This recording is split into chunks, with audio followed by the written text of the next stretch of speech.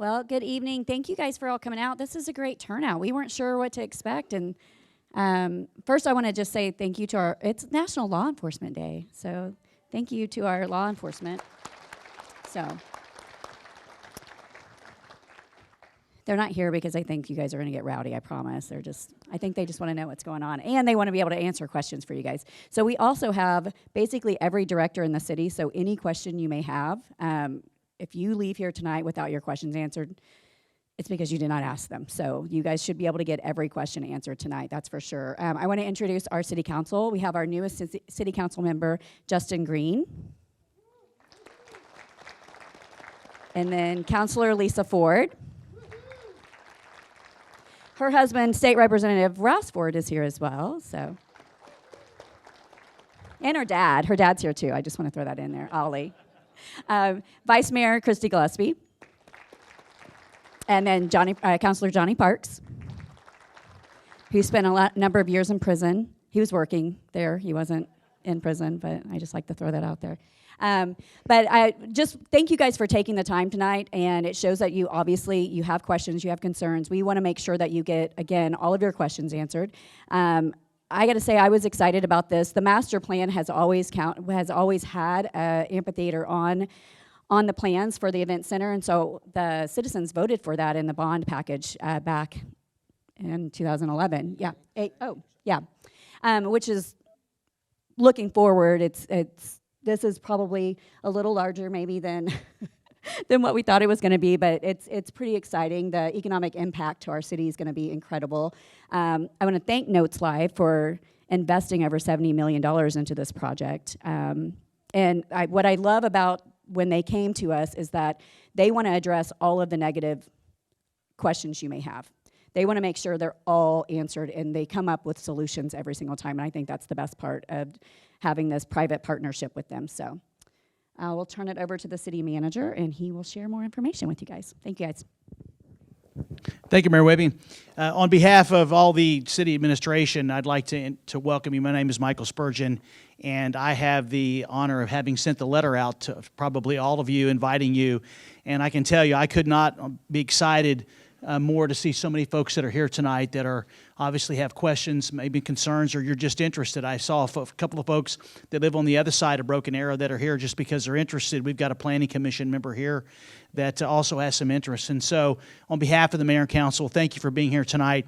Just a little background. This project started with the city actually beginning discussions and negotiations last summer, and it culminated with an economic development agreement that we presented to the city council, and they passed back in October. And so tonight, what's going to happen is I'm going to turn the microphone over to our partners with Notes Live, and they're actually going to give a very detailed presentation to everyone who's here about their organization, their company, their goals, their vision, and then they're going to talk specifically about the project. And then once that's finished, then they're going to be discussing, hopefully in their presentation, addressing some of the concerns you may have. And then we're going to finish up with a question and answer session. One of the reasons we ask you to provide your email address is because either through our communications team at the city or through our partners, we want to make sure that we have good contact information so we can continue to provide you updates on things that are happening. So if there's something that's going on, we want to make sure you're aware of it, and also that you have good information on who you can contact to get questions if you have them as we go through this process. And so once again, on behalf of Mayor Wimpy and the Broken Arrow City Council and all the directors, thank you for being here. We look forward to visiting with you and hopefully getting all your question answers so we can move forward. So this time I'm going to introduce Chloe from Notes Live, and she will make a few introductions, and then we will start the presentation. Thank you. Thank you both so much. My name's Chloe Heft. I am with Notes Live. I'm super excited to be here. Every time that we come into a new community, we are contributing or continuing to be a great neighbor and hosting these kind of events so we really can hear about what's kind of going on, what some concerns are, questions. So we're excited to be here. Bob and I, Bob Mudd will be speaking to you guys today about the majority of the conversation. I'm going to help facilitate. I just want to say a big thank you to the city team too. I mean, you guys have been incredible partners to work with.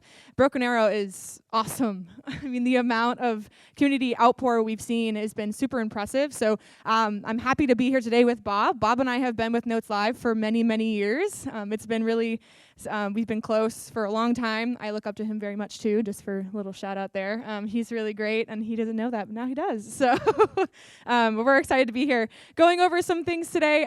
This meeting is to kind of give information, ask questions, learn facts, understand what's being proposed, and respectfully ask some questions. There's probably some opinions and some questions that need to be answered today, so we're going to get those answered. Hold your questions till the end. We are going to go through a pretty extensive presentation. It's pretty long, so we're excited to give you the foreground, and then you guys can ask the questions during the Q&A portion. When that starts, we'll kind of explain how we're going to do it, and we'll get all those questions answered. For anything that's not answered, we have comment cards that were all hopefully given to you when you entered in the room. We'll collect those for those who have more comments on the project. And of course, in order to give all the feedback and make sure that we're communicating outside of this room, we are recording this meeting as well. So he's in the back there. So if you have any, this will also be recorded. So without further ado, I'm going to bring up Bob Mudd. He is going to be giving the presentation today. All right. Making sure my mic works. Last time I got close to that, it about blew us out of the room. So I want to make sure it's working here.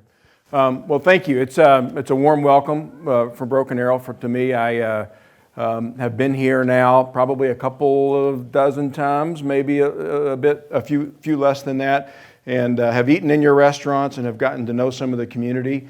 I grew up in a small town outside of Louisville, Kentucky. And it reminds me a lot of the town that I grew up in. And so my objective today is to share with you about our project. And I do it through the lens, having done this a few times, of being a father of 6, a person that's involved in the local community, a leader in nonprofits, and a leader for this company as well, and try to look through the lens of the concerns that I would carry in the midst of this, and also about the benefits of a project of the nature of this size coming to the city of Broken Arrow. I will share with you that we did almost 2 years worth of assessment when we were selecting a location for this marketplace, and I'll talk a little bit about it. And we are just super excited. Was excited when we started, but the more that we've gotten the opportunity to work with the local community and the city, it's been just a fantastic partnership to date. And so I hope to answer as many questions as I can. Some of it's technical information. I know you guys have interest in sound and parking. I want to bring that out in a way that hopefully makes sense, and then we'll just open up the floor for questions after that.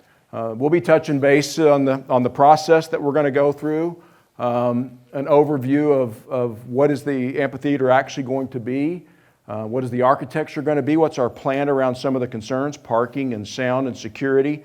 We also have folks in the crowd that have been involved in the discussions around all of those elements with the city and with the county.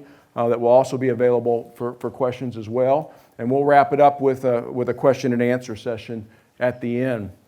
The project team, you are familiar with Mayor Wimpy. I want to thank you guys, the council, Michael, you, and the team for facilitating this and making this possible.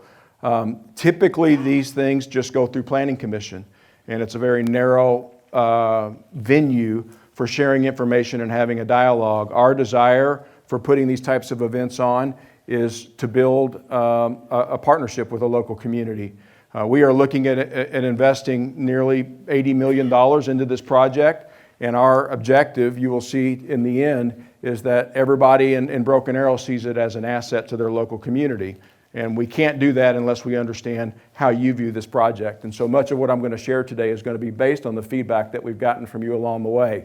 I'll be representing Notes Live along with Chloe. We've got a consultant project team. Our architect is BCA out of Atlanta. They are exceptional at building music venues and recreational venues. They're large in the large church community, so large gatherings are really their specialty. We have a noise consultant in our package for the Planning Commission that you would have access to. We've had a very detailed noise study done. I'm going to share the results of that study tonight so you can have a sense of the nature of the footprint of sound that's going to emanate from this and why we've made some choices that we've made in terms of location, direction, sound mitigation, and some of the things that we're going to commit to as it relates to that. And then traffic and parking. We have hired Kimley Horn. And from my perspective, they're the best in the world. You will find their footprint on the World Series, on the Super Bowl. When it comes to moving people around and establishing parking and traffic management, they're the best. And so they are the civil engineers on this project, but beyond the civil engineering, they are also developing a very detailed traffic and parking management plan for us. So where are we in the process? Michael mentioned we signed a development agreement back in October. We filed the initial plans to the Planning Commission on the 2nd of January, which sets us up for the Planning Commission meeting, which will happen on February the 8th. That'll be an open meeting like all of your other Planning Commission meetings, and you'll get the opportunity to see everything that we've submitted to the city along with our partners, and that Planning Commission will have the opportunity to ask questions and vote on the approval of that plan or any edits to that plan. The in-between little dot there is the green one, which is today, which is the public meeting. We like to put those public meetings right after we file for the Planning Commission because we have codified, we have plans that are beginning to come together and start to dry around our approach, and that gives us some real specifics that we can talk about as it relates to questions that you might have instead of it being something that's still way out in the future. Beyond the Planning Commission would be the City Council's final approval. That's anticipated to happen in late February or the March timeframe. If we assume that moves along at the pace that we would be breaking ground in the spring on a venue that would likely be targeted to open in the late summer of 2025. So who is Notes Live? Notes Live has been started with a company called B Entertainment. I have been involved since its origin. That restaurant that you see there is something that I built a number of years ago when I lived in Colorado Springs. We started as a restaurant, an indoor boutique, high hospitality music venue. There are two concepts that you will find today in Colorado Springs, and those are the Boot Barn Hall and the Bourbon Brothers Smokehouse and Tavern, which is an upscale Southern-style restaurant that's comfortable for families. The Boot Barn Hall is something that's very unique. It hosts artists that we kind of all grew up on, for those of you that might have as much or as little gray hair as I may have. The 70s and 80s and 90s, we had Ricky Skaggs and Easton Corbin and America and those types of artists that have come in there. But it's a table-seated, table service, high hospitality, easy in, easy out music venue. And we have that located in Colorado Springs. The other that we just opened, I live in Gainesville, Georgia now, which is about 45 miles northeast of Atlanta, is we took an entire city block and we built a consolidated facility that incorporates the Bourbon Brothers Smokehouse and Tavern and Boot Barn Hall, and that has been up and running since June. And it's a fantastic place to go see a concert or to sit out and have a good meal on the patio. That is a 30,000 square foot facility that is located just off the old town square that looks very much like Broken Arrow. Our next marquee, which was our transition into the amphitheater world, is occurring today in Colorado Springs. Our campus for the Boot Barn Hall and the Bourbon Brothers Smokehouse and Tavern, if you're familiar with Colorado Springs, is located at the same exit off of I-25 as the Air Force Academy. So on the northern side of Colorado Springs, the Air Force Academy is on the west side of I-25. If you were to go the other way, you would run into Bass Pro, Bourbon Brothers Smokehouse and Tavern, and Boot Barn Hall. About 2 years ago, we purchased a 15-acre parcel that is just south of that, and we are building what we consider to be the world's most luxurious amphitheater. For those of you that have been to an amphitheater to see a show, any of about 100 that exist in the United States today, they are usually very simple facilities. Very few have roofs. They are, I would say, constructed in a manner that is to get as many people in as possible. And they're not always comfortable, particularly when you live in a climate like Tulsa, Broken Arrow, and Oklahoma City, where it can be a little bit hot in the summer with no roofs. And we are not taking that approach. These are very high hospitality. There's lots of room. Our seats, which may not matter to you unless you sit in them, are going to be the widest seats that you can find in entertainment venues, so you're not competing for space with your neighbor. This facility has 96 fire pit suites incorporated into it, and a green where the more affordable tickets are available in the back that is made out of an artificial turf that's very comfortable to sit on.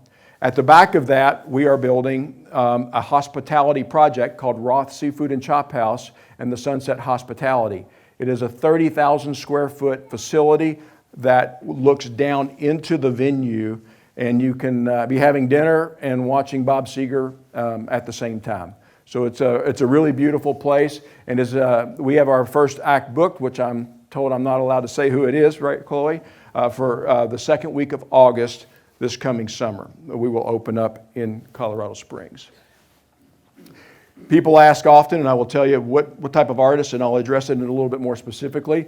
In Colorado, we are routing literally off of Red Rocks, if you're familiar with Red Rocks, or with Fiddler's Green. So if you look, Red Rocks is an 8,000 person amphitheater located just west of Colorado. It's a beautiful place. It's the world's most famous outdoor amphitheater, most would say. And then Fiddler's Green is just south of that in South Denver in the Tech Center, which can hold about 15,000, and then it will hit Colorado Springs.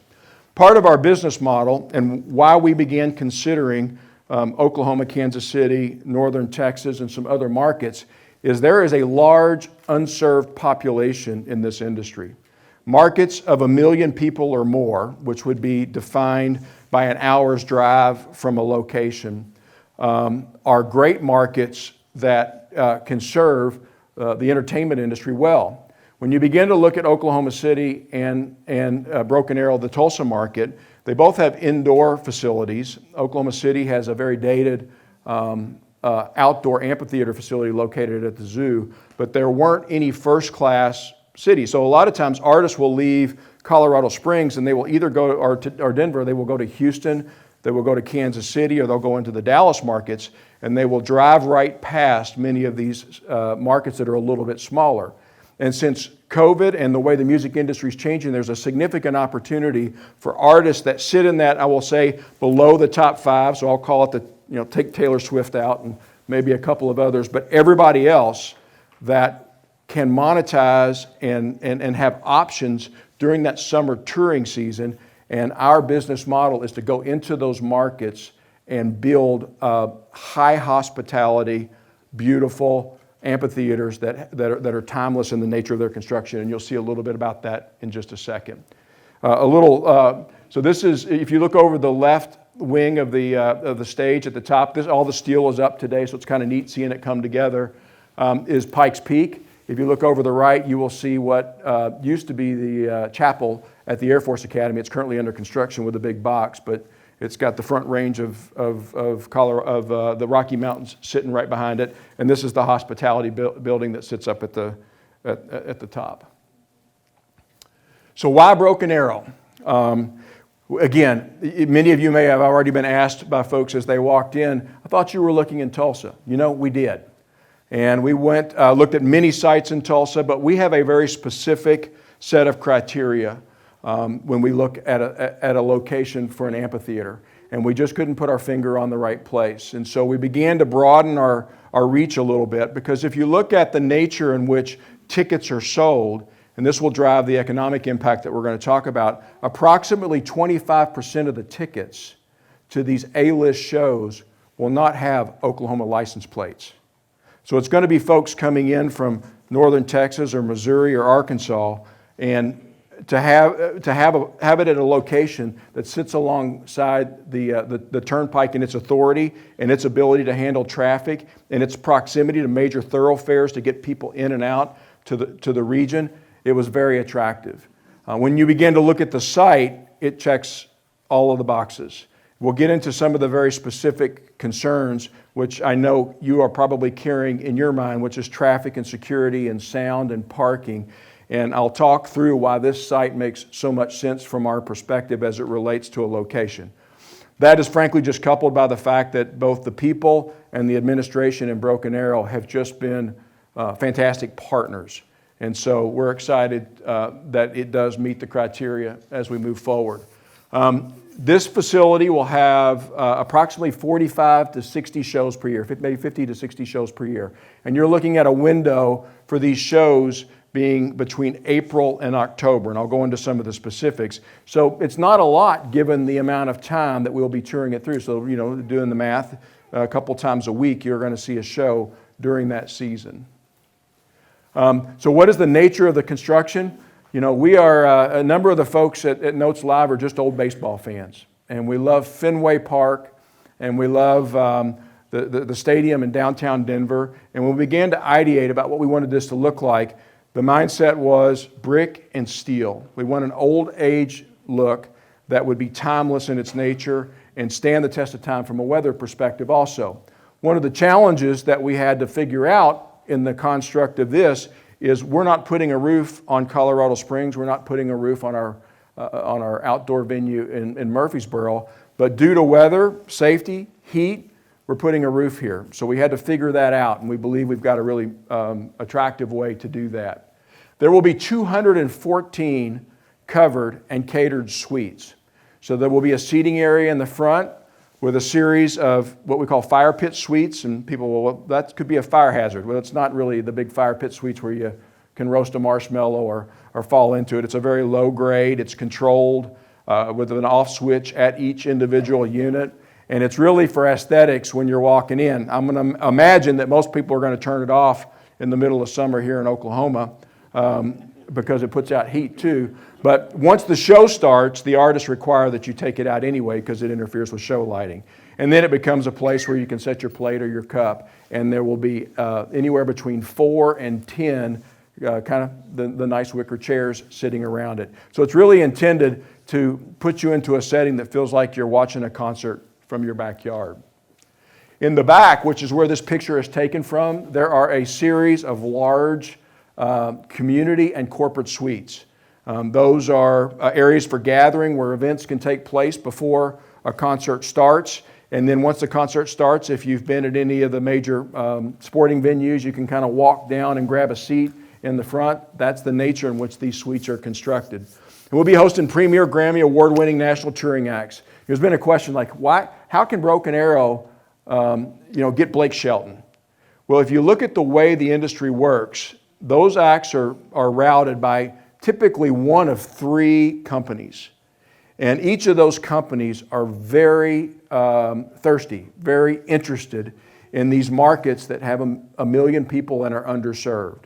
And so we're going to have an opportunity to attract the world's greatest talent for entertainment right here in Broken Arrow as a result of its location and your proximity to a larger population in this region. So what are some of the goals? One, we want to provide Broken Arrow and Tulsa a premium music destination. We want to develop the project in a way that positions us as a good neighbor. That may sound like it's pat, but I would challenge, as I did to Michael and the team, call the mayor of Colorado Springs, call the police chief in Colorado Springs, call the sheriff in Colorado Springs, in Gainesville, in Murfreesboro, where we either have had projects over a long period of time or we are in the process of developing projects. And we just simply won't go somewhere that we don't feel like we're going to be viewed as an asset over the long haul. The reality is that this facility will be used for graduations. It will be used for drama acts for the city. It is used 50 times a year for us. And the rest of it is an asset that can be of substantial value to the community in addition to the economic impacts that exist. So probably 40 to 50% of the selection criteria of our amphitheaters is purely centered around, can we position it in a way, in a manner that the community will ultimately be able to say, this is an asset to the community. We'll keep the entertainment dollars in Broken Arrow versus losing them. For the people that are here, I'm assuming 90% of you are from the local community, Wagner County or Broken Arrow. You're not going to have to drive to Tulsa or to Oklahoma City or to Dallas-Fort Worth to go see your favorite artist. They're going to be right here in your backyard. We had Younger and Associates. Anytime you do something like this, and we're beginning to work with municipalities, you assess what is the overall economic impact. And when you look at the economic impact from a tax basis, an ad valorem basis, from the number of jobs created, from the development that will take place, the city has a very thoughtful and strategic way of creating what's called a TIF district around this area that will capture all of the revenue for what is likely going to be hotel development, likely going to be probably gas stations at that intersection, in addition to mixed use and restaurant opportunities. One of the conversations that I had right after we announced was with the folks that lead this college here. And they said one of their biggest complaints of their students is the lack of access to vibrant things or even gas stations as you leave here. And so that's probably going to change very quickly. When you see these facilities go in, you will see the land around them get more expensive and interested parties pretty quickly. So we have to consider that from a traffic perspective, from an ingress and egress off of the turnpike perspective. How are we going to get traffic in and out? We're not just looking at what has happened in the rearview mirror, but what's going to be happening in the future. And you'll see that built into the way that we structure our traffic studies.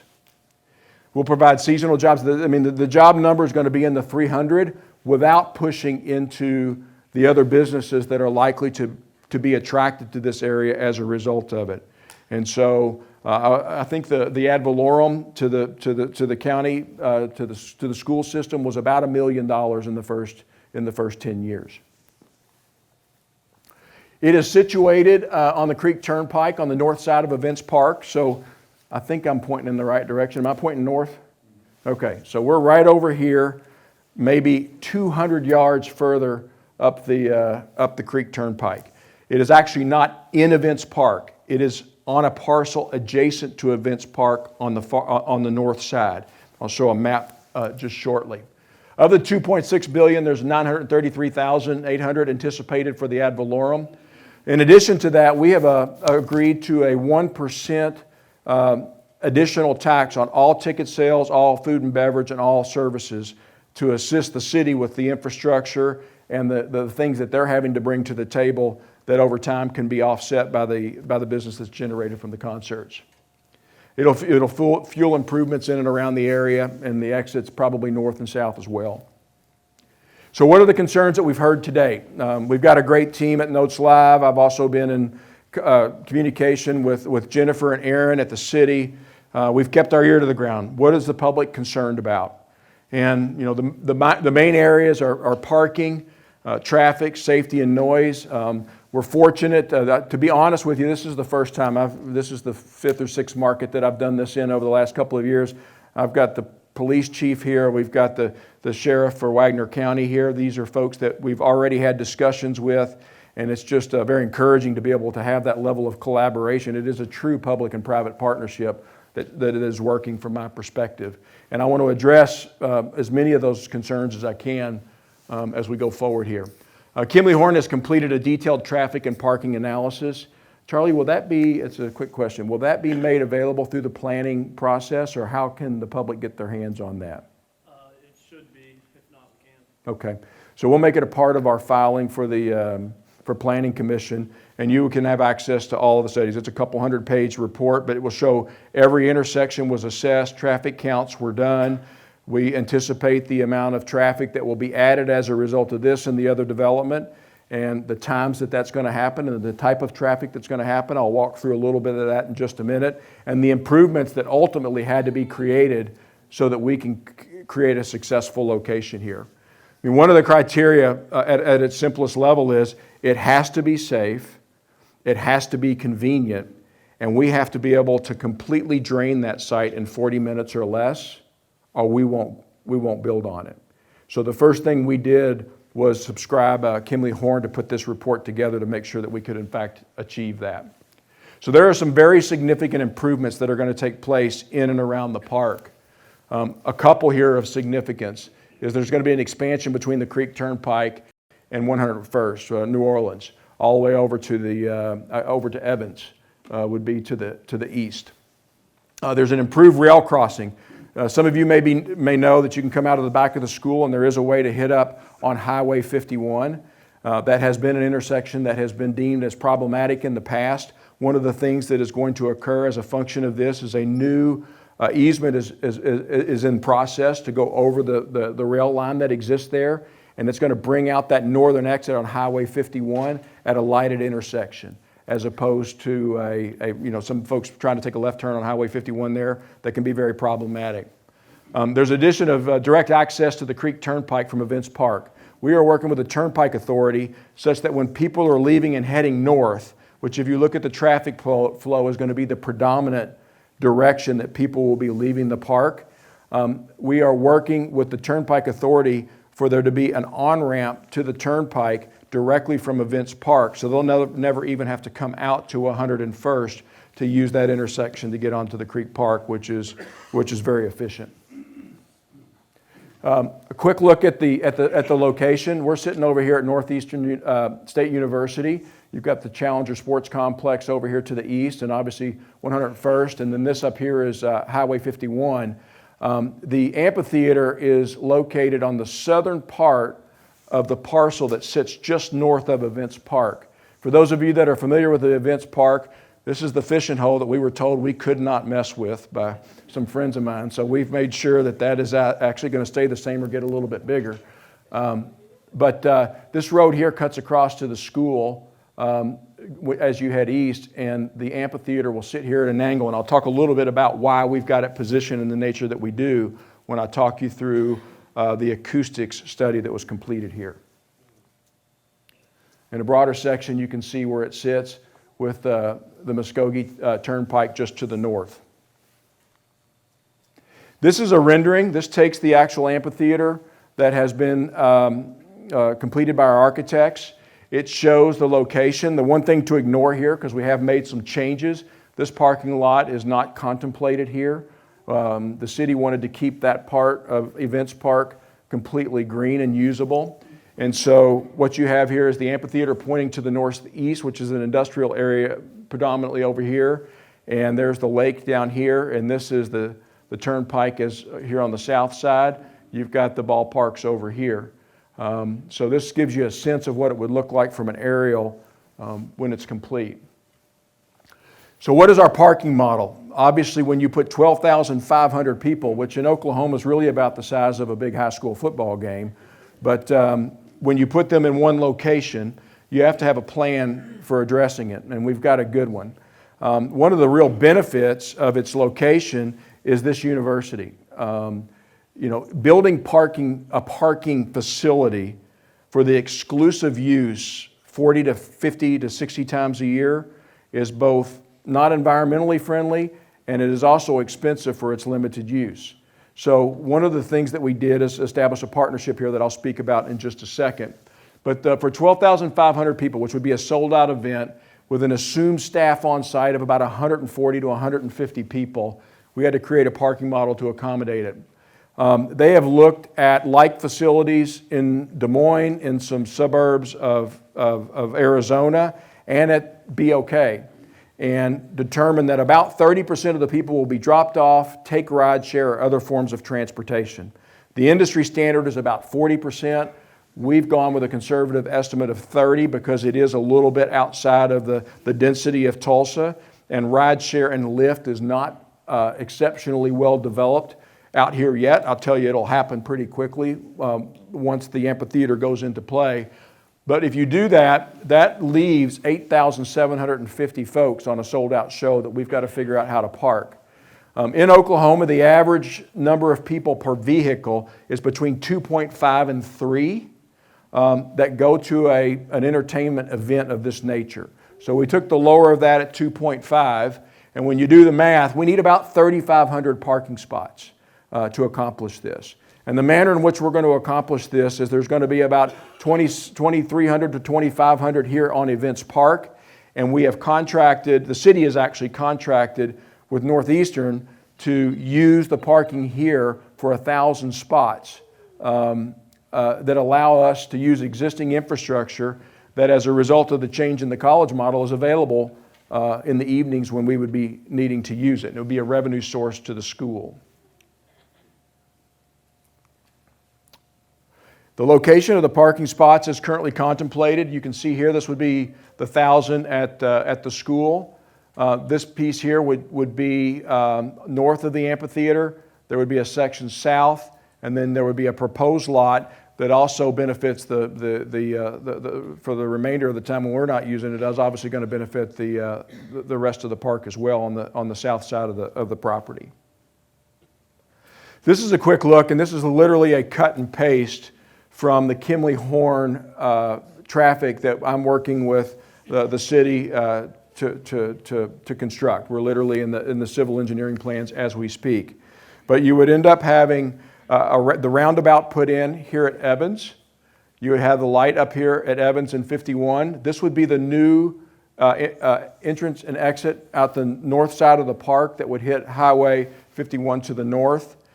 These two intersections here, which will be primary intersections into the park, are going to be manned intersections. They will not be lights. The most efficient way with that high level of density for something that's used as irregularly as this is for us to use live traffic management.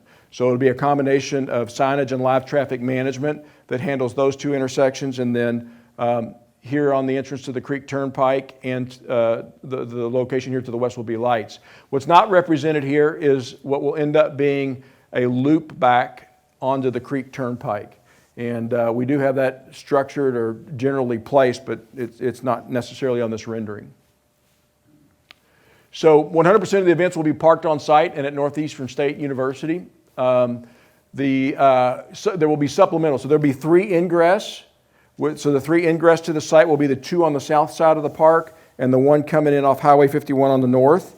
And there will be 4 egress, meaning when we empty the site, because you add at that point in time the loop back of the entrance onto the Creek Turnpike. And that's significant because if you look at the way traffic flows for an event like this, people come fairly spread out evenly over about an hour and a half to an hour and 45-minute period. So you've got some flow coming in. But when a concert releases, call it at 10:15, 10:30 at night, you now have 12,500 people heading out at the same time. So the 4 exits will give us the capacity that we need to do that in a reasonable time frame. Parking is designed to maximize safety and security and space. We use what's called, if you guys have been to Disney World or Universal, the type of parking that is used there. It's safer because you don't have people backing into each other as much, and the way that it's structured. It's also more efficient in the way that it manages unidirectional traffic. And so that's the manner in which we're approaching our traffic here. We have committed, if you go and look at the Economic Development Agreement, there's some substantial commitments from Notes Live as it relates to parking security, to parking lot security, to security at the venue, and to EMS. And I'll cover pieces of that as we go forward here. But in this case, we're going to have 1 officer per 250 parked cars at a facility. So if we've got 1,000 cars parked here at the university, we will be required to have 4 security officers covered by Notes Live, making sure that that's a safe environment. So we've come to the conclusion with a solid game day plan that we're able to manage this site very effectively, and it's an ideal location for the project. Let's go to sound. Sound is obviously a big concern. It's one of the things that is so encouraging about this is the distance that residential is away from it. And most of the projects that we're contending with, residential is much closer. We contracted LSTN out of New York. They have done sound assessments for residential areas all over the world. They have done this sound assessment and considered not just the residential locations in Broken Arrow, but also the ones south in unincorporated, in the Wagner area just south there. There are 3 factors that you consider when you look at the sound impact on residential areas around you. One is physical, one is electroacoustic, and the third is operational. And I'm going to walk you through each of them because they're important. But from a quick assessment here, and I'm going to show you what the sound footprint looks like in just a second. The properties to the south are about 3,000 feet, so a little over a half a mile. The properties due west are right at a mile. This is zoned right here, and maybe there's some construction taking place, I think, for residential to the northwest. That is 4,200 feet, and then the ones to the northwest are right at a mile.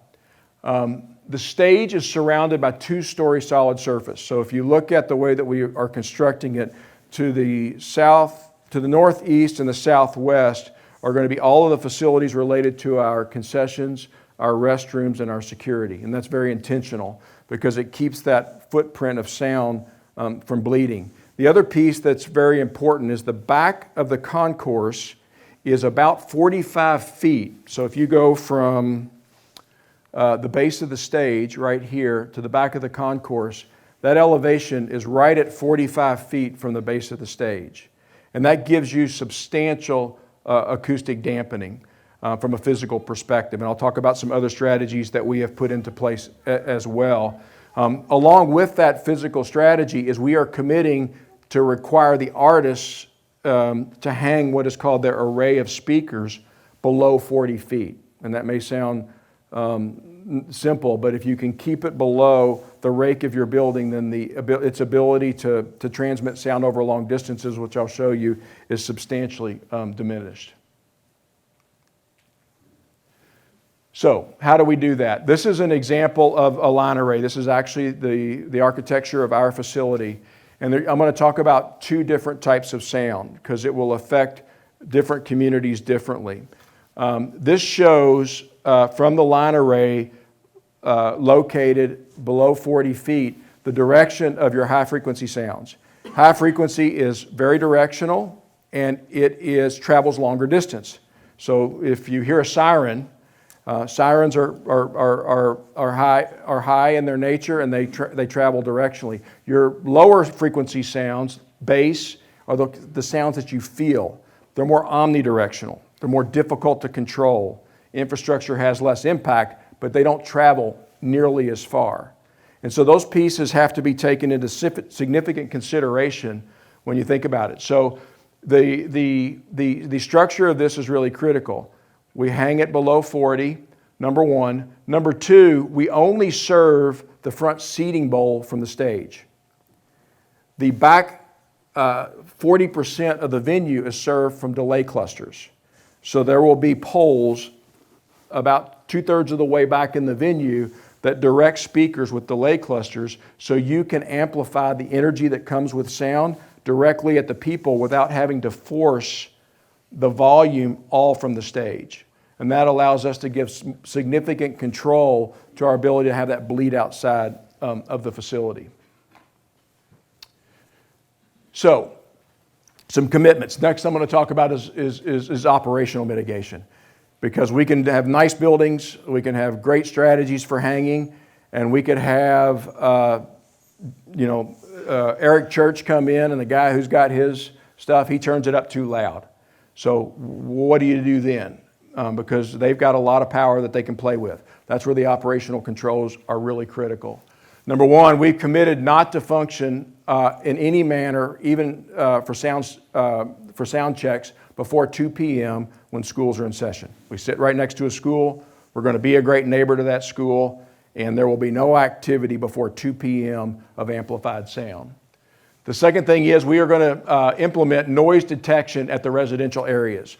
We are making commitments that I'll show you in just a second that can be measured at residential areas. And so we are placing 3 different detection devices to the south, to the north, west, and to the west that will allow our person at the front of house know what sound is not just being emanated from the speakers, but is actually being experienced at the residential areas. And that information will enact operational controls at what we call the front of house. The positioning of the venue towards State Highway 451 is critical. There's 2 reasons. The high frequency sounds are very directional. That is a direction where there's little residential at all. It's nearly all industrial, and it is as far away directionally from any of the residential developments that are within the proximity of the amphitheater. One of the changes that we made just a couple of months ago was shifting the amphitheater from Events Park farther up north. And that was critical for a couple of reasons, because we were looking initially at putting it all the way down near the lake down there. But you can see that the low decibel emanates very differently than your high frequency. And these, that is the bass type of sound. So it's not as controllable, but at the same time, it doesn't travel as far. So by moving it up, it brings the impact to that southern neighborhood below 55 dBA, which is an important number, and I'll share with you in just a second what that means. This is, if we were to do nothing, if we were to set a speaker out there in the middle of a field and and put it at the stage at 100 dB and push it at 100 dBA, which is a typical concert. So at its highest level, 100 dBA at the front of house, which is about 150 feet from the stage, you'd be sitting at that 100 dBA. Without any mitigation, the sound hitting the closest residential area at its highest level would be 66 dBA. With the mitigation that we've put into place, the analysis tells us we'll be about 56 dBA at its highest level. So to give you a sense, this is the Peterson and Gross scale, which is the standard for municipalities and sound acousticians to determine kind of what are equivalencies. So that 56 kind of sits in the area of light traffic to a large store. So being inside of a Walmart, or frankly the same sound that you might hear from the turnpike, would be the equivalent of the level of sound that would be emanated at or that would be experienced at the residential areas. Final piece here is client safety. We have committed to the city of Broken Arrow to install a 30 by 20 police substation in the venue. I think it's 30 by 20, something like that, really close. In addition to an emergency response, 30 by 20 on site. So we will have a presence both from security, and we are required to provide advanced medical services on site for any event that is over 2,000 people. So we will have that on the location. We do not allow tailgating in the parking areas. It's just a problem, so we don't do it. We will have a security officer per 250, and we will be moving people into the venue all the time. It is not allowed in the parking lot. We will hire full-time security detail for the interior of the venue. That is our obligation. I have already spoken with the sheriff and the chief of police about what that could look like, and we still have some work to do to structure how we will work together to make sure we can secure not just the venue, but the ingress and egress and the parking facilities as well, but we're committed to doing that. We are expertly trained in weather-related decisions. It's a question I get a lot. We have bad weather in Colorado Springs too. I don't know if you guys saw this last summer, Red Rocks had quite the hailstorm that hit up there during a concert that came up over the mountain that they weren't expecting. But all of the promotional leaders of these venues are required to go through a NORAD training course that defines when you cancel, when you delay, what are your safety procedures. In addition to that, we are roofing nearly 60% of the full footprint of the amphitheater, which provides us some safety that other amphitheaters may not have. We will, and then the final piece there is the parking piece. So that's a highlight of the nature in which we're approaching the project, some of the highlights of the concerns that you've expressed, and I'll turn it over to Chloe to share a little bit about how we want to field questions, and we'll do our best to get every question answered before we go home tonight. So we're going to have Aaron over here. He has another microphone as well. If you guys have a question, just raise your hand. We'll come bring you the microphone. We'll try to answer as many as we can in the next 30 minutes or so, and we'll go from there. So I don't know who wants to start. We'll start over here.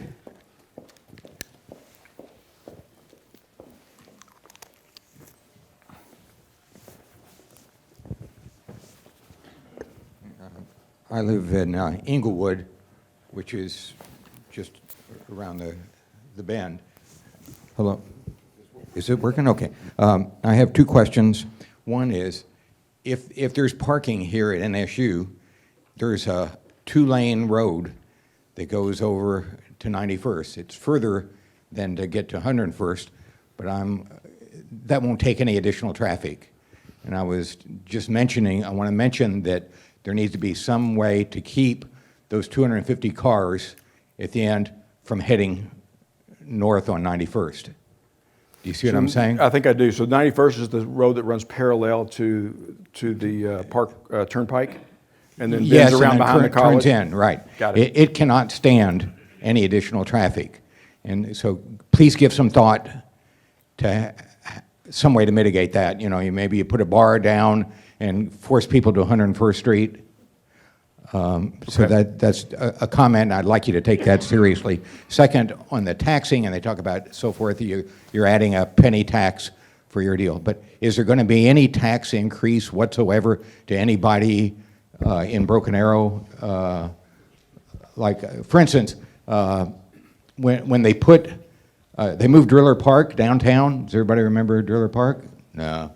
In Tulsa, it was at 21st and Yale, and they moved it downtown. The people within a quarter mile, they upped their tax rate, and I know people that had to sell their property because they couldn't Couldn't pay the afford taxes. that. So I'd like to hear some assurance. My understanding is there's no tax increases, but that'd be a question for Michael. Sure, that's a great question. First and foremost, the city is using no ad valorem and no property taxes in connection with this project. What we're doing is the council is in the process of finalizing what is known as a tax increment financing district, which means we're going to draw a boundary around certain properties where the amphitheater is and further out. And anyone that uses one of the businesses in there that generates sales tax, that sales tax is going to be captured to help us pay for the public portion of the city's partnership here. So Okay. no one outside, any business outside of that district, there's not going to be any increase. If you come into the amphitheater and you buy a ticket, you're going to pay sales tax, and that sales tax is going to be captured as a part of this project to pay for our portion. Okay, when you talk about businesses, okay, I'm not a business, I'm a homeowner, right? Yes, So sir. No increase there, right? Absolutely not. Okay, so the businesses that get their taxes increased in this area, what kind of business, there are not many businesses, retail businesses here now. That's correct. And as a part of this project and the anticipated growth that Mr. Mudd mentioned is that there are properties available that you could see actually a gas station, convenience store. You could see sit-down restaurants, fast food type restaurants, and other related restaurants. Okay, As a sure. result of the amphitheater, people that want to use those businesses before and after the event, when you go in there and you shop in there, you're going to generate the normal sales tax that you would pay, just like you would anywhere else if you went to a Quick Trip at Kenosha Sure. and Elm Place. The sales tax, the local sales tax that is generated, instead of actually coming to the city, it's going to be going into the tax increment and financing district, and we will use that to secure our portion of the partnership for this project. Okay, so that sounds great. So you've answered that question. The only other thing I'll ask you is some way to keep traffic that's parked here off of 91st. The road cannot take any additional traffic. I appreciate that, and we will look at that from that perspective. We've done traffic counts on that road because I recall it. So yes, I understand what you're saying. There will be shuttles available from there to bring people over, but how they get in and out is the question you're asking. That's a different question. Let me just follow up on that, Bob. As just Yeah. everyone knows, in the city's general obligation bond package, we do have funding to make improvements on Washington from Lynn Lane to County Line Road, and that does include making improvements to the intersection. And that's where the gentleman's referring to. And as you go east on Washington and it turns to University, that's the area I think you're referring to that we need to address. I'm talking about just, if you take the back road out of NSU. Yes. And it goes to 91st, it's not just the intersection I'm talking about, it's the road itself.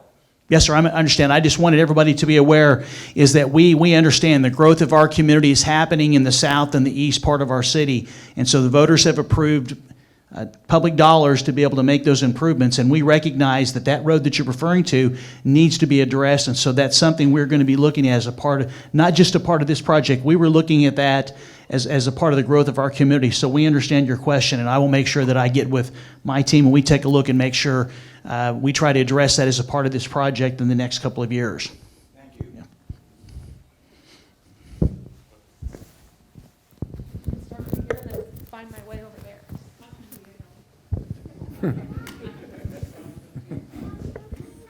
there. My question is on the exit and entrance on the north side of the amphitheater that goes out to Highway 51. Does that go the street where Zico is now?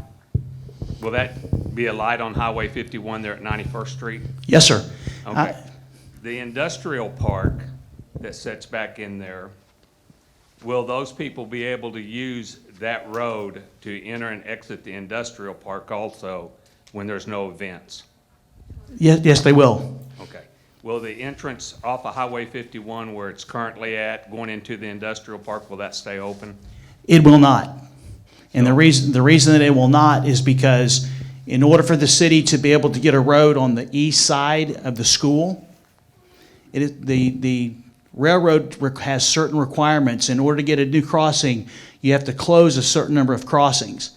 And that crossing has been designated by them that not to be safe. So we are currently in the process. We've hired a consultant that has great relationships with the railroad in Nebraska.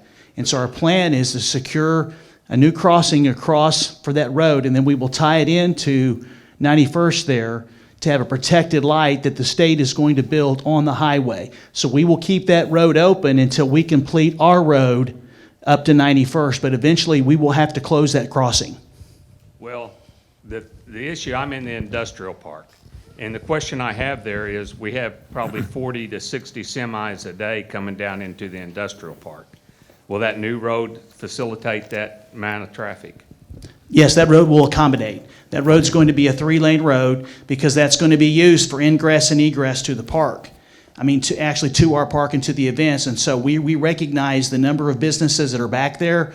So I've asked Kenny Schwab, our city manager, to make sure when we design that road that it will be able to accommodate the traffic that goes into the park because we're aware of the commerce that's going on there now. Okay. And the other question I have, my concern is, our employees that work the night shifts when we have concerts, them getting in and out through there to get to work. Well, With the current road off of Highway 51 closed, I'm concerned about them, delays and, Well, I don't think that's going to be a problem because we can sit down specifically with you and make sure that you understand. Because remember, Notes Live is going to have their concert schedule approximately a year in advance. So we're going to be able to sit down to show you when those dates are going to be. And so the city recognizes that this is not going. We're not going to have one meeting tonight and we're going to walk away. There are a lot of questions we're going to have to answer, and specifically with you, we'd be glad to sit down with you and say, okay, here's what these events. Let you know how the traffic management is going to be designed because everything's going to be set up to bring traffic into the event. But we're always going to make sure that there's ingress and egress because we have to get emergency services in and out of the facility. So there should not be a problem for any of your folks. okay, because we currently run 24/7, 7 days a week. And most of the concerts, I assume, will be like on the weekends. yeah, primarily Thursday, Friday, Saturday. The other piece is that the traffic study that we've completed, because we're answering the same question you are as to whether or not this location can facilitate this and people have a good, safe customer experience. But the traffic counts that are in the plan assume the already existing traffic. And so we're looking at that in addition to an increase over time over the next 10 years. I believe we're going to be able to keep all of the intersections in that region at an acceptable rate all the time. Yeah, I would like to visit with you some more about that because I want to make sure you have the schedule. But I can assure you there's not going to be a problem for your folks. I hear those folks out when we're playing ball late at night that are still working. So they're not going to be able to get to and from work.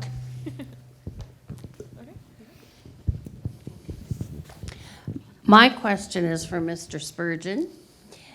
We live directly on 101st. We're on the south side of 101st, where the traffic is going 55 miles an hour, including semi-trucks and trailers. So with the widening of 101st, my concern is it's only going to get worse.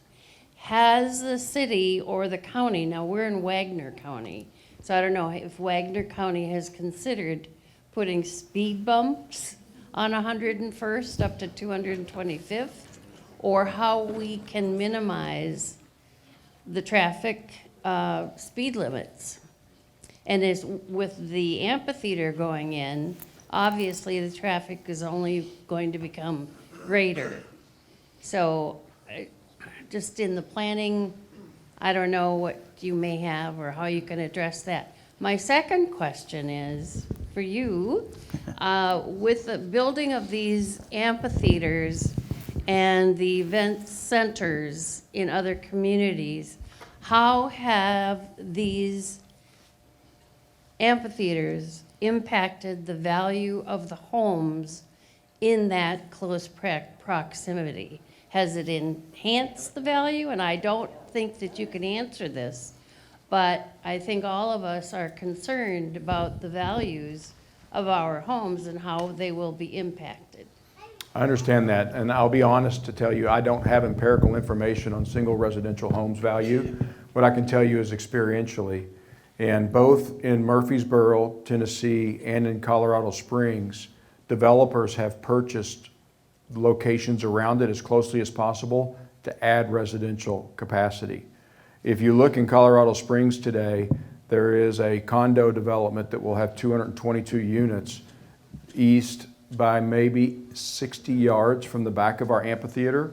And we had to go through a whole process because there's no way to mitigate sound at that level for those people, and they see it as an amenity. Now, this is different. I want to recognize it because this amphitheater is coming in to a place that you guys have lived for a long time. And so I have empathy for that. I understand, which is why it's so important that we do these sound studies to make sure that we're not negatively impacting you. Are things in that area going to change? I would be lying to you if I didn't tell you they're not. They're probably going to change pretty materially. What our job is to plan with excellence so that that growth happens in a wise way. Typically when that happens, home values will go up, and there will be other opportunities for some to use it in other ways. I was talking to the Wagner County sheriffs who said I'd be hacking off the parking, but we're not going to be supportive of that to do that. You know, we're going to be putting up barriers saying no parking in the residential area. But I understand your concern, and we just commit to being good partners and partners that continue to have discussions well beyond the day that we open our amphitheater. Yeah, we open our first one in August. That's correct. We don't know. Well, I'm telling you what I do know. Yes, that's right. Let me address the question about traffic management. About a year ago, approximately, the road in front of your home, which I'll call from the traffic signal up to just past the second entrance going east, that road was split. One lane was the city of Broken Arrows, and one lane was Wagner County. And I readily admit that was probably one of the two worst roads in town. Okay. Now the worst road in town is 209th between Kenosha and 61st. Okay, and we're going to go out to bid on that one later this year.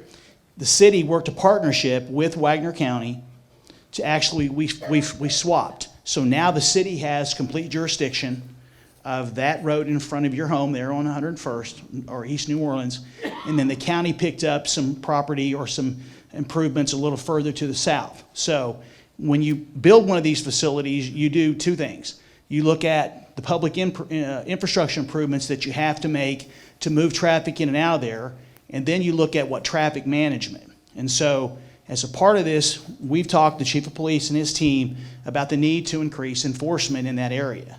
And we're certainly committed to doing that. But it's one of those things that, I mean, we can start that process now, but I can assure you that when we put, he was talking about 7,000 cars there, which 1,000 of them will be over at NSU. I said, we will make sure that we have enough personnel to adequately manage that. And if people are violating the speed limits, then when we're there periodically, you know, if they choose convenience over compliance, I'm sure that we'll issue a ticket. But we can't put speed bumps on public roads. I think this young lady right here had a question. Oh, okay.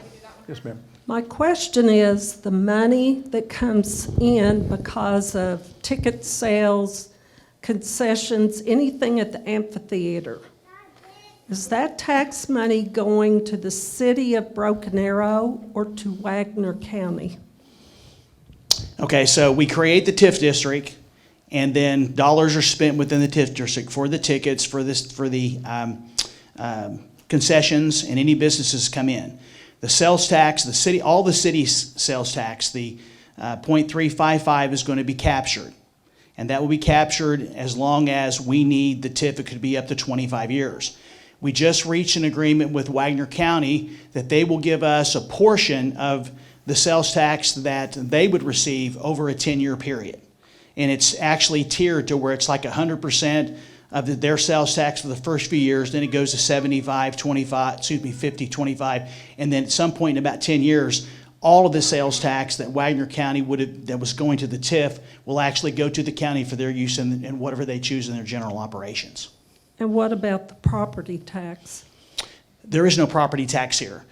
All the property taxes within the TIF district will continue to be given to all the taxing entities. As I mentioned earlier, there's not going to be the city's not going to be capturing any property taxes on this project. So that means that Notes Live, as a private property owner, will have to pay property taxes to all the various entities in Wagner County, as well as the school districts and all the other entities that everyone else in Wagner County pays. Okay, the other question is, if some of the parking is here on the NSU campus, how will people get from that parking to the amphitheater? It's a good question. A lot of people will choose to walk. We know that from the Scottish Festival. From the Scott Fest, But we that's right. also will be providing buses to take people over. Right now, we have agreements with NSU for like Scott Fest, because that's such a large event, to use their parking spaces, and there is a clear, safe walkway for people to walk across the campus, around underneath the turnpike, right into the park, straight up to the amphitheater, which is what they do now essentially for Scott Fest. Thank you.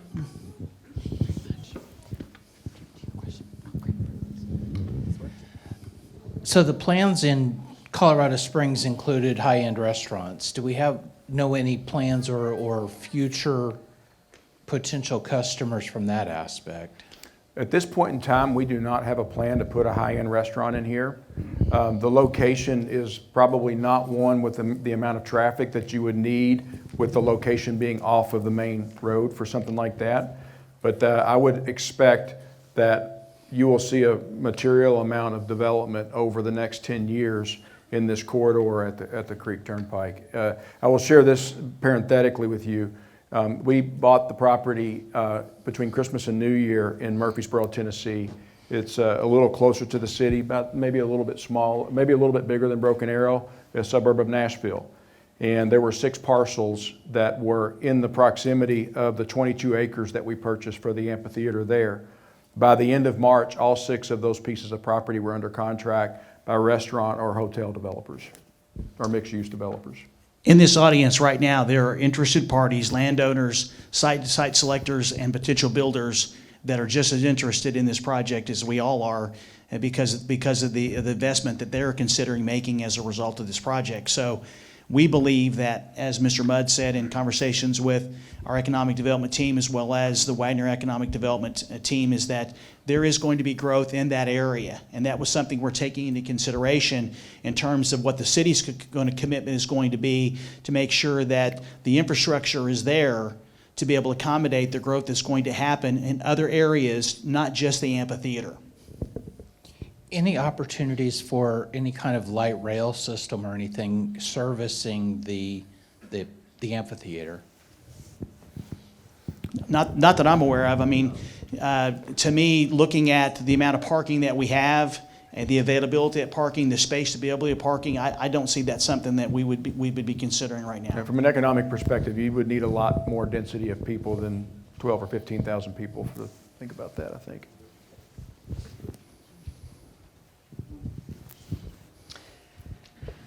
So, I've heard you, my concerns are with the noise. First of all, what time do you have to cut it off at night? Because we have laws in Broken Arrow. Yes. So we have asked for 10:30 through 10:30? Wednesday and 11 on the weekends. Okay.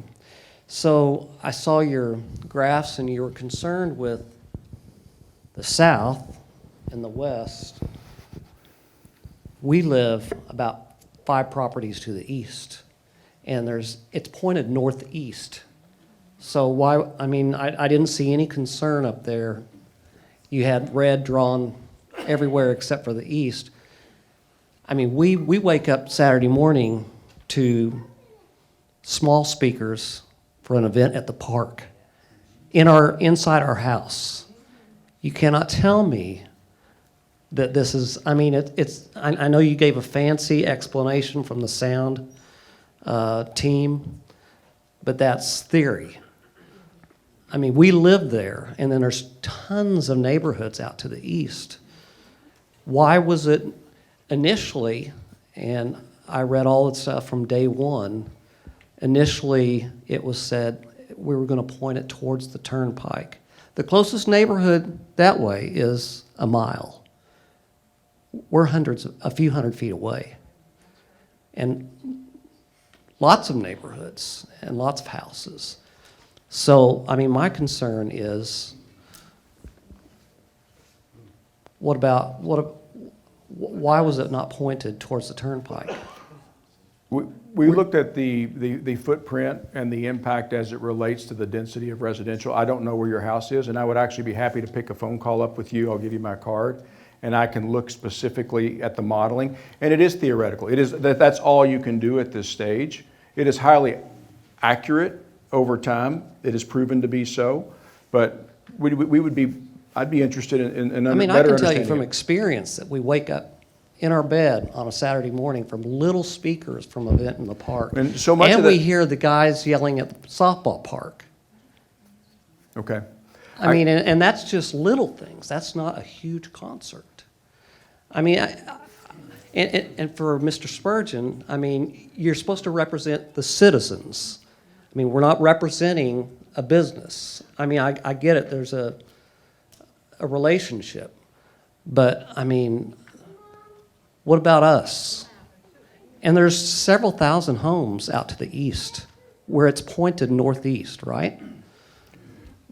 So the sound should travel east, not south, or not west, which you drew red circles that you were concerned about. The sound that's going to go a distance is going to travel to the northeast, Right. up the turnpike to the east Well, of the east. turnpike. Yes. We're all east, and there's bunch of neighborhoods out east. We're just 5 properties down. I get it. It's not about me, but I'm just saying. Actually, it's pointed towards the industrial park. up It's towards- right over the industrial Yeah. park to the northeast. Yes. Yeah, so. So it's not going to bleed east. The All the wings, sound's going to go north the and wings, east. the wings by the nature of the sound footprint are the least impacted. So to the left and to the right. So what, did you explain why y'all didn't point it towards the turnpike? The Where footprint there are would be no- pointed more towards those homes on the western side, which is a higher density of homes and close.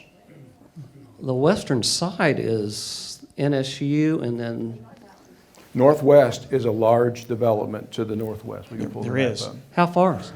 It's, one of them's less than a mile, one of them's right at a mile. Right, okay. I mean, I'm just concerned because you didn't show any concern about all the people to the east, and it's not pointed west. Understood. The stage is pointed northeast. Yep. I'm going to give him my card, and I would like your address, and I'll talk that through with you and give you the science behind it.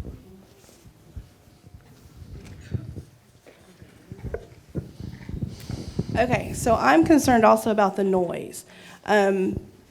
No matter what you say up there, I've researched other amphitheaters across the country, and their citizens are complaining about the noise, about their windows rattling, being a mile or less away, regardless of how you have it aimed.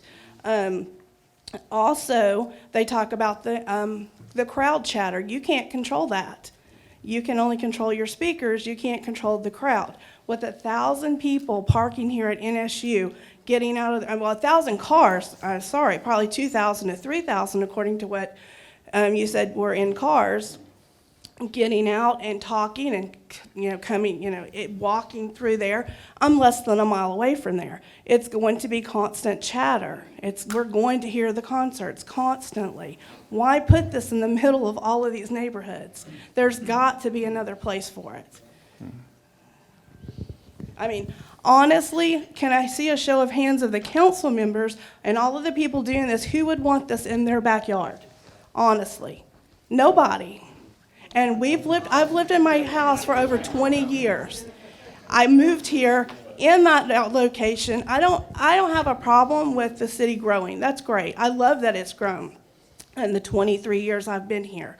But there's certain places for it. And I don't believe that this is a place for a huge amphitheater with a company who's never even had an amphitheater yet. I mean, how do you know what is going to happen? You don't know. And you're trying to do how many at a time? 3, 4 right now, all at the same time, basically? I just don't see that it's feasible with the noise. I mean, the traffic's going to be a mess to begin with. That's already a mess at Scottfest. You know how many people I have turned around in my neighborhood at Scottfest? Hundreds of people in my driveway in our neighborhood going through because you block it off, or they just get out and move the barriers and go through anyway. So that's already a mess, but the noise is my main concern.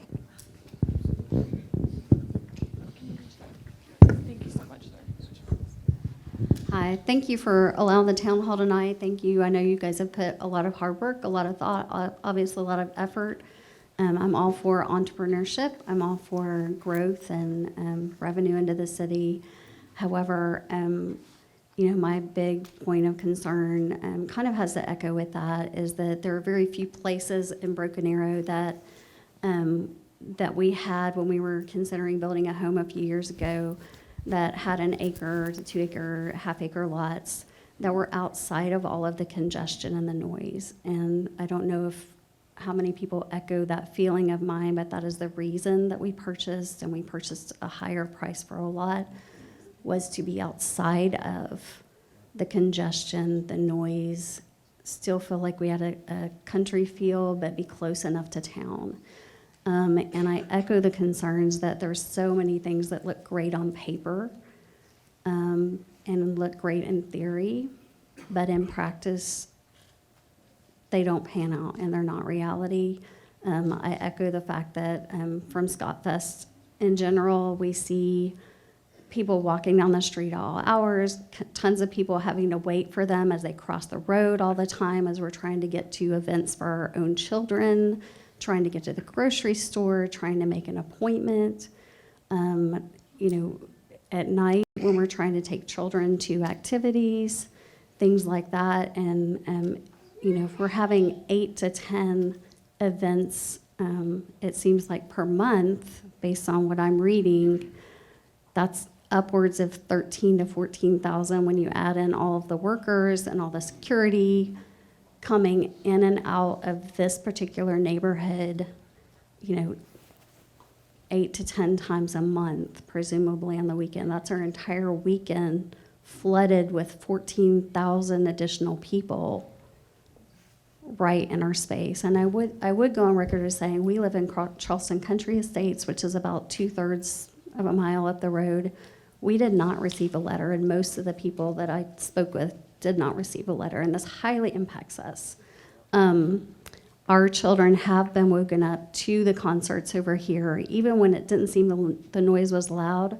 My children have come at midnight and said, "Mom, I can hear the noise," and I'm like, "There's no way." I've walked into their bedrooms and heard the bass and heard it coming through the windows, and there's nothing you can do. And so this is highly impactful. My additional concern is the safety of our school children, despite the fact that there will be a subset, a place for Uber drivers to wait and drive around. We know in practice, our neighborhoods are going to get the overflow when those queues are filled, and they're going to be driving around our neighborhoods continually waiting to pick people up or drop people off from the event. That is a reality that I don't think is a falsehood. I think that's a very realistic view.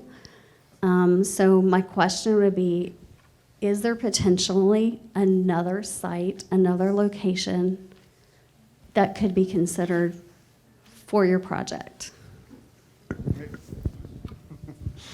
And may I, real briefly? Okay. And as her husband, being the financial guy that always concerned about the finances, regardless of all the people that have the great idea that it's going to increase everybody's property value. Like she mentioned, we live in a high-end neighborhood, and we built high-end homes in those neighborhoods. I can hear Scott Fest and all the concerts that go on now while I'm sitting on my back patio that is at the furthest place in the back of the neighborhood that faces the opposite direction. I can listen to the concerts while sitting in my office in my own home right now.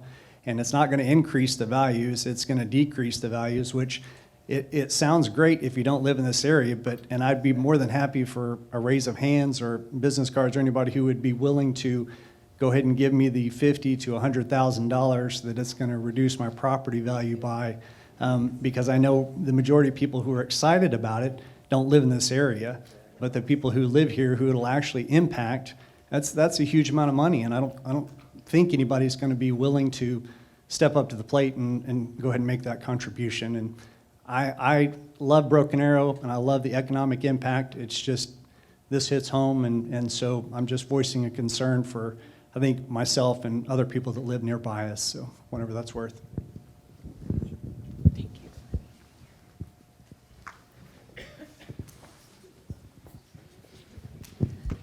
I haven't been to this side, so I'm trying to go to this side. Perfect. I have a lot of concerns, and most of them you have addressed already, and some have already been said, so I apologize. But our family owns the land adjacent to the industrial park. We are one of the closest neighbors that will be affected by this. We're not against Broken Arrow at all having an amphitheater. We just are not, wanting one near our homes or our schools. Our family came to the city for help with molded products when they were being built in the industrial park next to our properties. And we thank you all for helping us with the fence and signage and traffic issues. And believe me, all this does relate to the amphitheater, so I'm sorry. We have called the city twice because one of our property signs was stolen and it hasn't been replaced yet. Can someone help us with that? And we're still having issues with traffic, which will be because of this amphitheater, but need to know if city can help get the map changed so 96th Street doesn't show being connected to 225th and Evans Road. And I have a diagram for you on here. It's showing that it's connected. And so traffic is being directed through a family private drive to get to the industrial park. So whenever traffic is going to be coming to the amphitheater, this could also be happening to us. And the map that shows from, I guess I'm thinking it's from the city, is showing that it's 96th Street, and it's not connected. So we need help with that, please. That means like whenever, like you're coming from Oneida Road, and you want to get to the industrial park, it's showing that you turn down 225th and you come up the private drive to get to the industrial park or to one of our houses. And that's not the case. Somehow that needs to be changed, and we're asking for the city's help because it will affect our family greatly if that is not taken care of, if the amphitheater does still go there. I have someone from my team making a note of that. Okay. And a big thank you to the light at 225th and Evans Road. There's been so many deaths that we know of and accidents there, so we're thankful for that, if the city had anything to do with that. But with us neighbors being so close, we have the industrial park, and we now have the sports complex, and we now have the event center, and now maybe the amphitheater. And for those places, our family has been inconvenienced. And this might be addressed to the industrial park guy over there too. It's zoned as light industrial, which means that the noise is supposed to be completely confined within the enclosed building, but it's not. So we're hearing that noise, for one. We hear the noises on our properties from these light industrial parks. They leave their big delivery doors open. We're thankful for the businesses that don't, and we just want to know who in the city would, regulates these types of businesses and zoning. And that's the reason why I'm bringing it up, because if we can have problems already with the industrial park and no one taking care of it. Are we going to have any help with the amphitheater whenever those issues come about? We hear the noises from the sports complexes. We hear the noises from the event park. We are thankful that they don't use 219th, though. We could, when the Josh Turner concert was here, we could have sat out in our yards and we could have heard the whole concert. So if, we can hear that, we know for sure we're going to hear everything that comes from the amphitheater. The concerns for the amphitheater, of course, is the noise. There's going to be construction noise for the concerts. We were asking that the amphitheater be turned towards Highway 51 and not facing the properties on the east, please. So noise will go away from us and not towards us. You're talking about the concerts, but we're, concerned about the sound checks and the practices also. Is there any way a sound barrier can be put up? The facility, to a large degree, is constructed to be a sound barrier. The entire structure, you got a 45-foot berm of earth that is going to emanate from the stage to the height of the back in the direction that it's facing. And one of the things, and I know this may not belie, what I have is a strong sense of responsibility to your concerns. One of the natures of what we're doing here is very different than the Scottish Fest, where there's emanating sound with no capacity for physical structure or sophisticated sound systems with detection devices to control it. That is going to be a very different scenario with what we are committing to and constructing here. And it's a technology that is used very frequently in urban environments where there's a lot more dense residential areas. So we are committed to it. I understand your concerns, and I understand, this is on paper, it's not in reality. But we've spent a significant investment to make sure that we are positioning and constructing this in a way that maximizes the containment and minimizes the impact to the community around it. Because I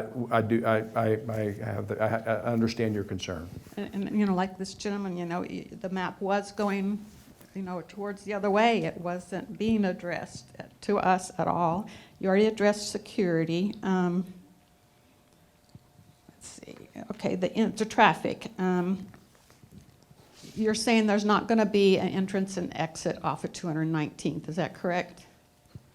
Actually, we're in the process of finalizing plans and specifications. So Scott Fest, obviously, they try to come in and out of the park based on what's there. In order to make this work, there's going to have to be some major improvements to the entrance to the events park, as well as around the traffic signals, as well as all the way back to the entrance to the turnpike, to be able to accommodate folks coming in to make sure they can get in and they can get out quickly. And so there's going to be a number of improvements that we're currently working on to accommodate the cars that are going to be coming in there, as well as the areas that the rideshare folks will be able to stay. And we've already spoken to Chief about the fact that, obviously I can't control human behavior, but it's certainly, we will be looking through the neighborhoods, and hopefully that's not going to be a problem when people are actually driving around, because they're going to have a place to be able to wait to pick up people. But the way this is being designed, we have tried to take everything into consideration for the convenience of people being able to get in and out, which is a concern with regard to the traffic, as well as the rideshare program. But as far as your questions regarding the industrial park, that would be obviously if somebody's operating outside of the business of their hours of operation in the industrial park. That's something we just need to speak to our code enforcement people about to find out if in fact they're in compliance or if they're not in compliance. Okay, well, okay, thank you. And then, we would just ask that maybe that the 219th and Highway, 25th, the 96th Street exit, we're asking that it not be used.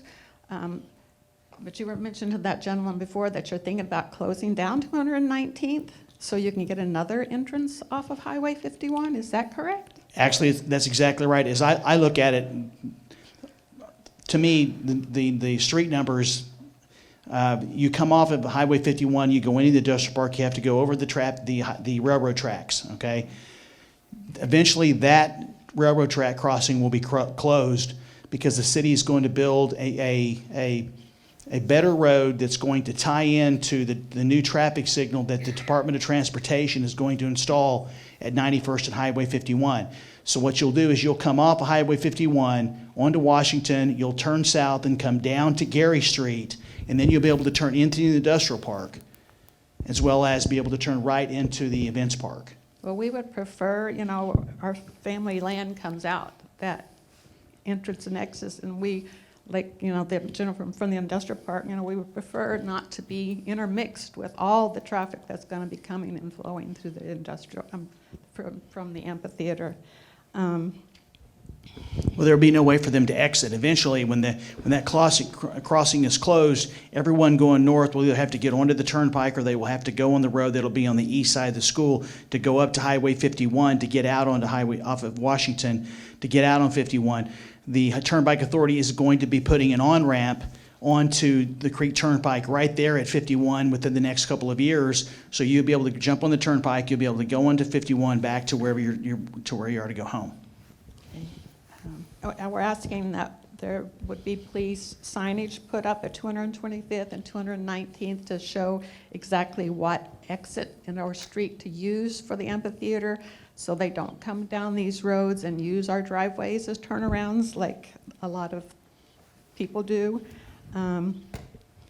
Let's see.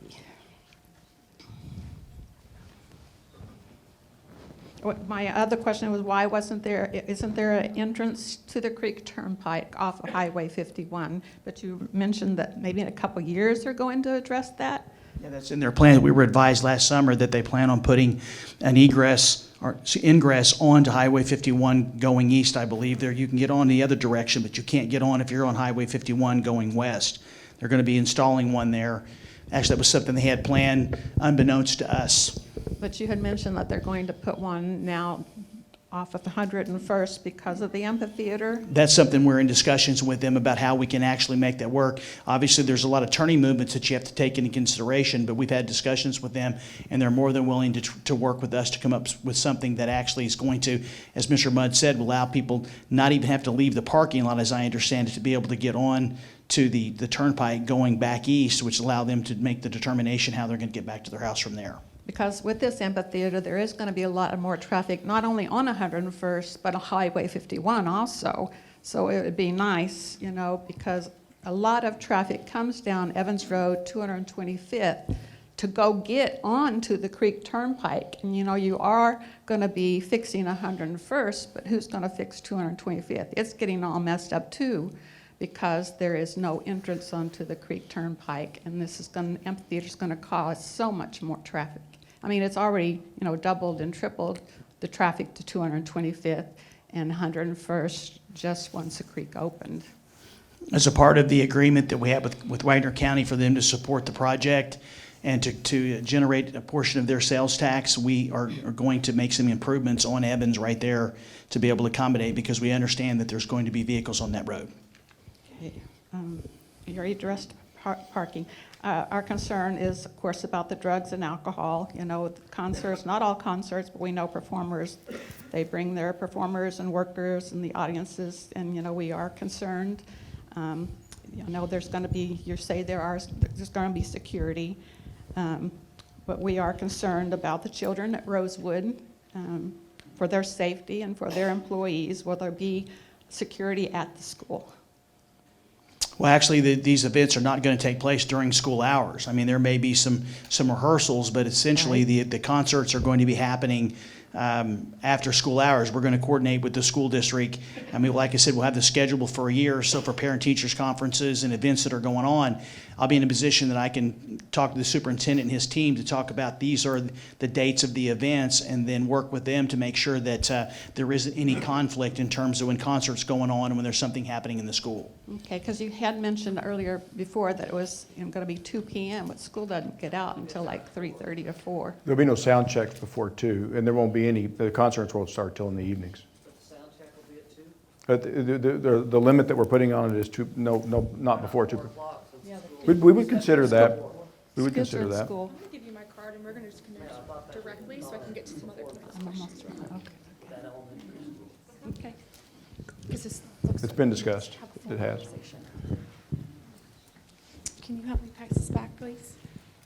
Thank you very much. My property is about 1,400 feet from the proposed site location.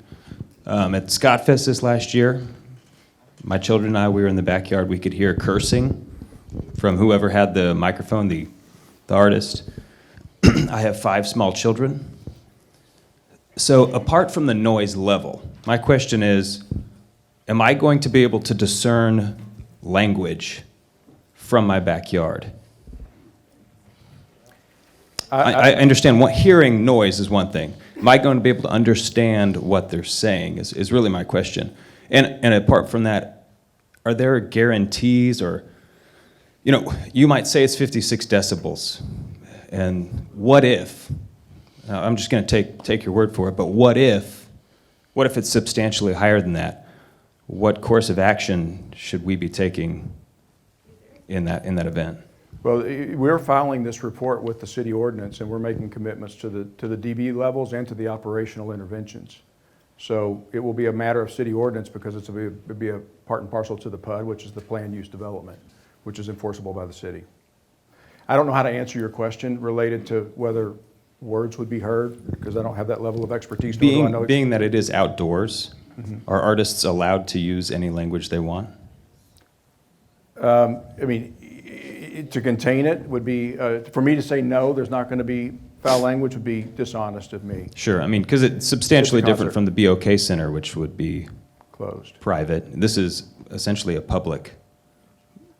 You're announcing everything to the public. Well, there's just certain things I don't want to talk to my kids about yet. No, I understand.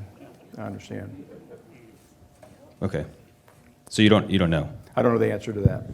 What I do know is we are not going to commit to acts that are not going to represent the areas in which we're putting these amphitheaters. Okay, so there's been a lot of negative here tonight. I do live in an area close to the event park. I live at 106th to 114th. Occasionally we hear sound. If we're in the house, we don't hear sound.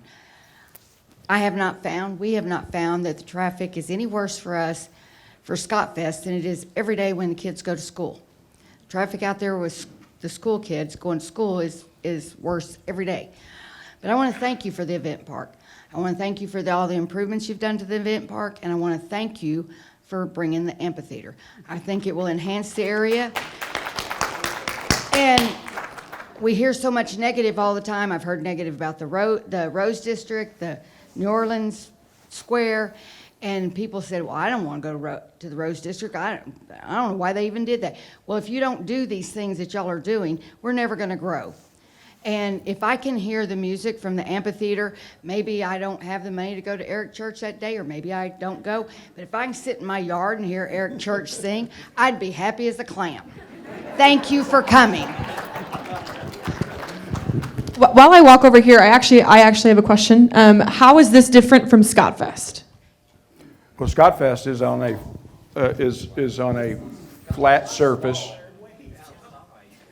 It's on a flat surface. In reference to parking and traffic and all those questions. I'll let you answer the parking. I can hit the sound piece. It's a 3-day event for those that may not be familiar. It actually starts on a Friday and ends on Sunday, and there are actually activities that happen pretty much the Friday evening, Saturday morning, afternoon, Sunday usually wraps up, and it's going on throughout the entire what I would call the open area right off the parking lot. And so what happens is obviously that event, I believe, generates about 50,000 people over the 3 days, and so they park there in the spaces that are available on site, and then we have an agreement with NSU for folks to be able to park there at NSU. They walk over. This has been going on for several years now, as well as a number of other events that have used NSU, and then I think that they also secured parking at other locations, and then they bus people in over that 3-day period. Yeah, as it relates to sound, a festival type environment in a flat area where you have no sound detection devices that are measuring where that sound is reaching at certain levels, there's no way to control that necessarily. Having a site where we can predictably determine the direction of the sound, we can create infrastructure that offsets that sound, and we can have operational controls as a completely different environment than a festival environment will be in.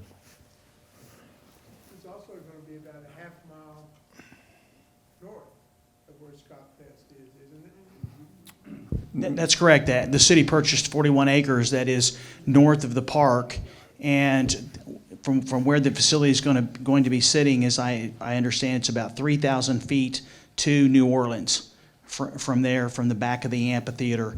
But it's not going to be in the park, as Mr. Mudd had mentioned. There was some discussion about putting some parking right there on the north end of that open area, right would be on the south side of Gary. But now all the parking is actually going to be to the north and to the, I would say, to the west. If you think back, it was to the west and up to the north of the amphitheater. So if I might have an opportunity to finish things up tonight, and as I look around this room, and honestly, I didn't plan to say anything tonight, but if you know me, you know that I don't sit on my hands. I've lived in this community probably longer than anybody here. I've been here 76 years. I've seen this city grow from a few thousand to 120,000. I've been involved in the city for 25 years on the Planning Commission, on the Board of Adjustment, on the City Council. You have a city council and you have a staff that are here to listen to your problems. Can every one of these problems be solved? I'll tell you, in all my years working with the city, the answer is no. They can't solve every problem. As far as property values, I've been in real estate for 40 years. Never one time in anything this city's that's done that I've been involved in has anybody's property values gone down because of something this city built. Apartments, the Creek Turnpike, I was on the Planning Commission, and everybody came to those meetings hollering about how their property values are going to be lowered. I would dare say there's not a person in South Broken Arrow that does not depend on the Creek Turnpike every day. I say all this to say that we're a changing community, we're a growing community. I got backlash from people I grew up with because we're changing downtown Broken Arrow, and look at it now. We went from $17,000 a year in sales tax to over $500,000. So I think you need to trust your city council and your staff in addressing your problems and providing a state-of-the-art facility for not only this community, but for people to come into Broken Arrow, see what a great community is, and maybe move here. Thank you. We've got about 15 more minutes. That's a few more questions, and I want to allow some time for Mingle to kind of chat. So,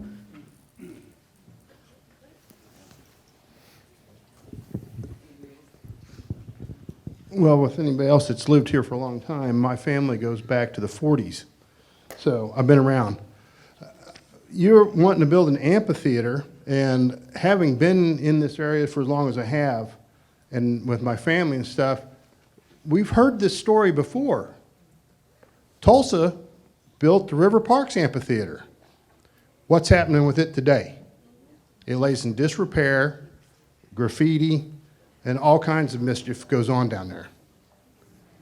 You build an open facility, and when it's in shutdown hours, what controls people from coming and going in and around there? With a $75 million investment, it will be security that's on site that ensures that nobody is in there messing with the facility. I can guarantee you. Okay, and with people here to have the sound problem, why does it have to be an amphitheater?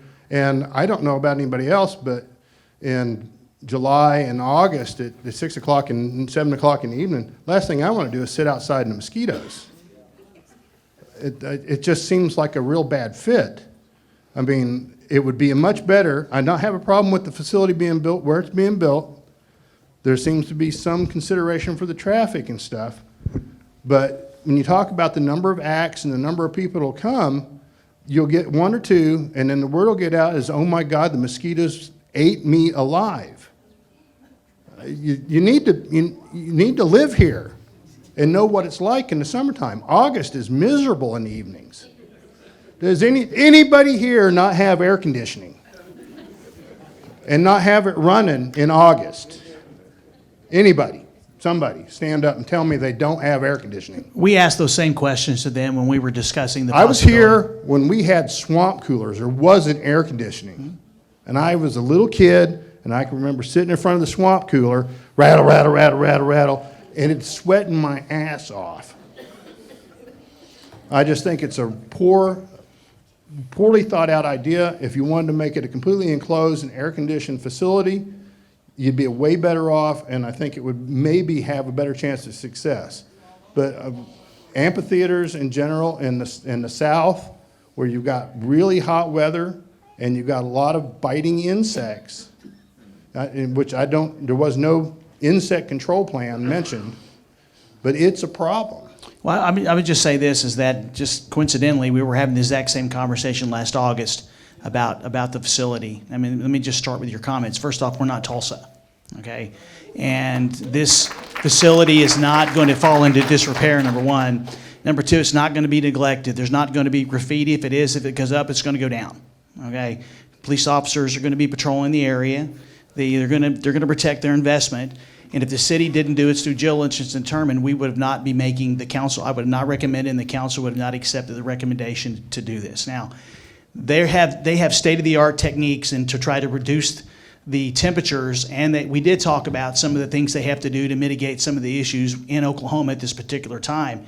And I feel very comfortable. It was not that specific of a presentation, but Bob can talk to you afterwards about some of the technology that has been developed to address areas of the country where it is hotter.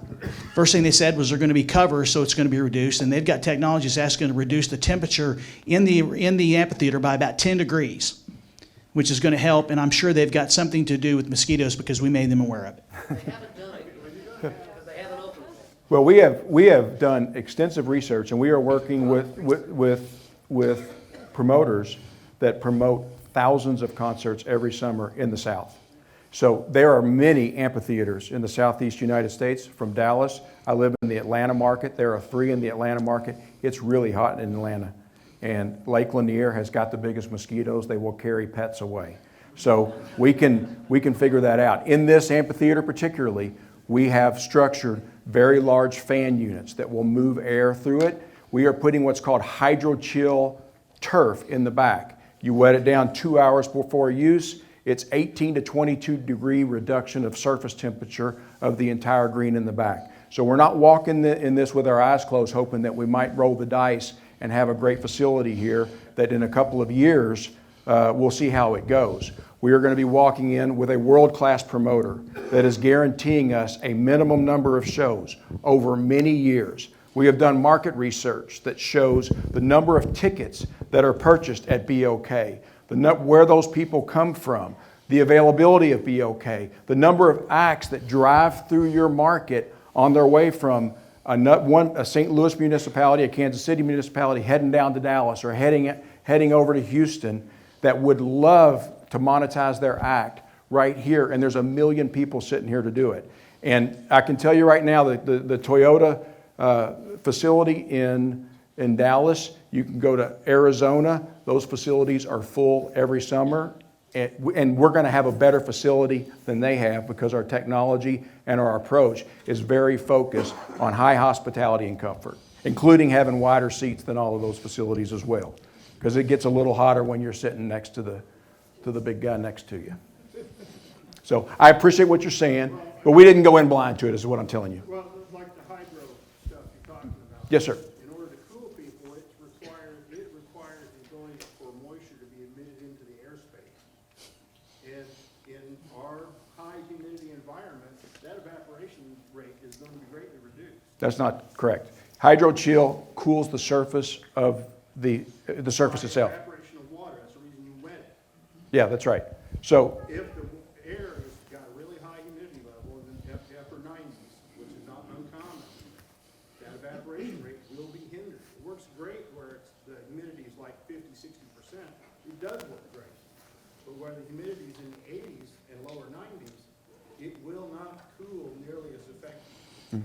It's the same problem with the swamp coolers I slept under for years. understood. I understand. I mean, the city did its due diligence. We talked to other areas that had similar type of theaters. We talked to areas where they're building these. I mean, the city's going to go out. I mean, obviously we have about 18 months to 2 years for the first concert. We're going out to Colorado Springs sometime late next summer to actually look. The police and fire department are going to go out, our traffic management plan. We're going to be able to make adjustments based on talking to their professionals about, obviously there's always nuances anytime you begin something new. I mean, we've done all the planning we can do, the pre-planning. We're prepared to make the improvements necessary, but we will have to make adjustments based on some of summer, things we heard this evening, as well as what we learned from their venue in Colorado Springs. But I feel very confident. There's also another venue that's going on in Oklahoma City that they're going to be building. And so we've done our due diligence to determine that this is going to be a great experience. They're going to focus on the experience of the actual events themselves. And the council said, if we're going to do this, Michael, then we're going to make the improvements. They're going to make it to where people can get in and get out in a reasonable time and have them try to reduce some of the congestion and the concerns we have about noise mitigation. Now, I can ask Mr. Mudd to talk to me specifically about the direction of the amphitheater, but obviously the sound system said it's best to go to the east. I'm not guaranteeing that's going to change, but I can certainly visit with him and understand that a little bit better. But from our perspective, that is going to be the direction that is the less number of homes versus over to the west. And be glad to visit with anybody afterwards, I should say. So we are kind of running tight on time. So I just want to another quick thank you to everybody for being here. This was I hope it was informational, and it was a way for you to learn more about the project and get to know Notes Live a little bit. From here on out, we do have a website that's up on the top here. You did scan it also on your QR code. There's a newsletter in there if you'd like to sign up for updates. And then also there is an email right there that you can also send your questions to. Again, we want to thank you so much for coming out, and we'll be hanging out for a little bit longer here if you have any direct questions as well.